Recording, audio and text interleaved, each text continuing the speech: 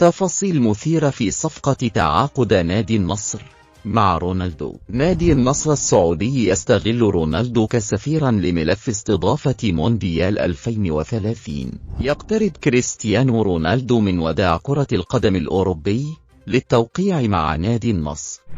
نشرت صحيفة ماركا الإسبانية إن عقد النجم كريستيانو رونالدو مع نادي النصر السعودي سيمتد حتى 2030، 2.5 سنين منها كلاعب والباقي كسفير ترشيح الدولة العربية مع مصر واليونان لتنظيم مونديال 2030.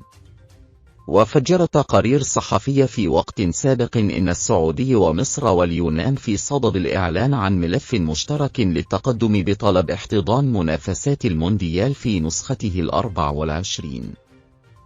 وقال رئيس الفيفا تعليقا على ذلك: لقد زرت السعودية ومصر واليونان وبلدان عديدة كلها دول رائعة.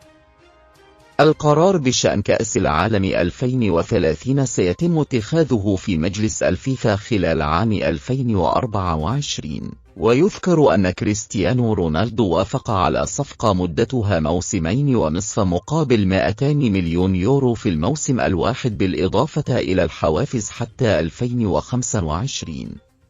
أكدت الصحيفة على أن رونالدو سيحصل على المبلغ المتفق عليه على مدار 2.5 موسم كلاعب مع نادي النصر السعودي، لكن سيزداد بشكل كبير عندما يصبح سفيرا للترشح لتنظيم كأس العالم.